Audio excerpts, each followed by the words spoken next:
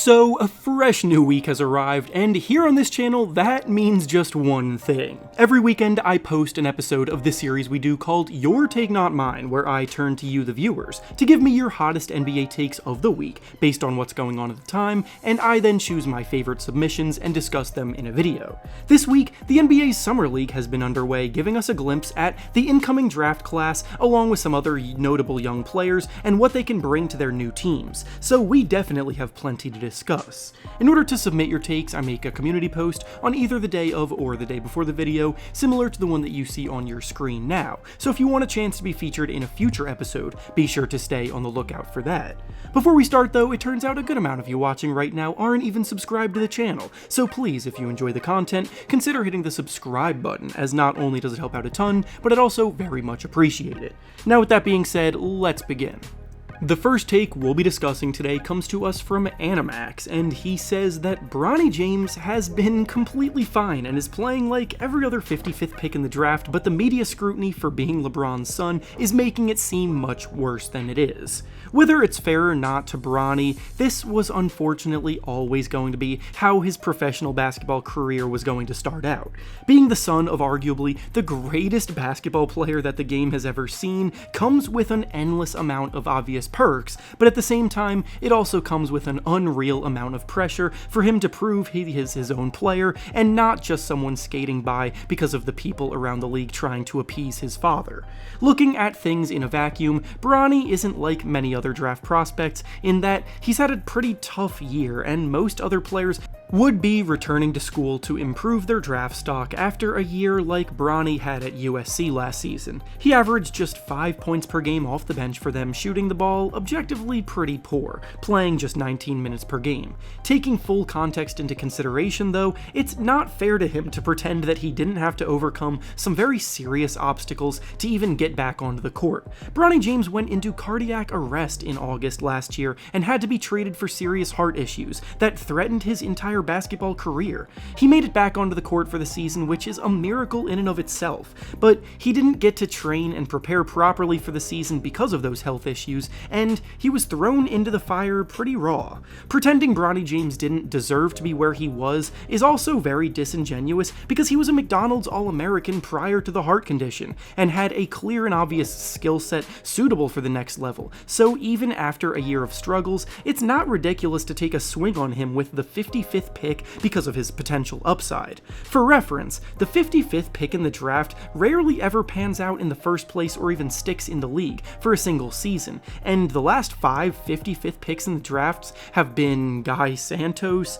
Isaiah Wong, Aaron Wiggins, Jay Scrubb, and Kyle Guy, with only Aaron Wiggins making anything of himself at the NBA level with the Thunder. Bronny James is struggling right now in the Summer League. I'm not here to pretend that he's not, but Summer League is not the end-all be-all of a player's career, and people shouldn't be expecting Bronny to be a go-to guy or a game changer at the next level in the first place. Approach his career with normal, reasonable expectations, and I think he can reach them, but for all the people expecting greatness out of him, you're just setting him up for endless slander and criticism.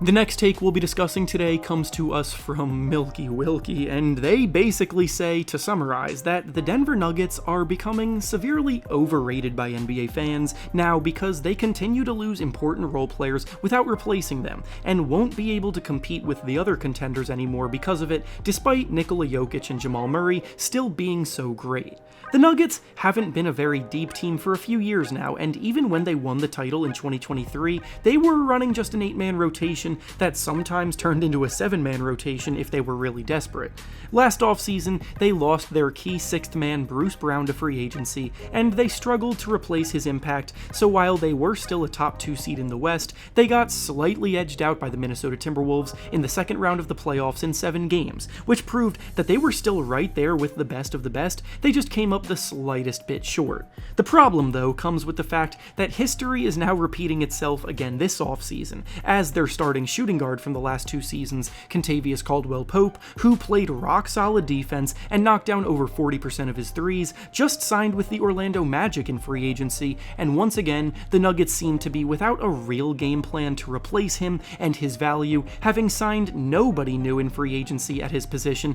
to replace him just like they did last year with Bruce Brown. The only player they've signed so far this offseason is Dario Saric for some frontcourt depth, and unfortunately, Deron Holmes, who they drafted in the first round this year, just got injured and is expected to be out for the whole season, so that's another big blow for them. No new guards to replace KCP, so Christian Braun will step into the starting role, but off the bench, their guard options are very thin. When you look at the contenders around the league, you see the Celtics, who have damn near 2 reliable contributors at every position. The Thunder were already going 10 to 11 players deep and just signed Isaiah Hartenstein. The Timberwolves already had the 6th man of the year and solid depth, and they just drafted 2 very promising rookies. The 76ers have loaded up this summer, building a much more well-rounded lineup with impactful bench players throughout, and the Knicks have added even more two-way firepower, with Julius Randle also set to come back. The Nuggets are at risk of being passed up next season if they don't act fast, because while Nikola Jokic is a historically great player already, and Jamal Murray has proven he can be the number 2 on a contender,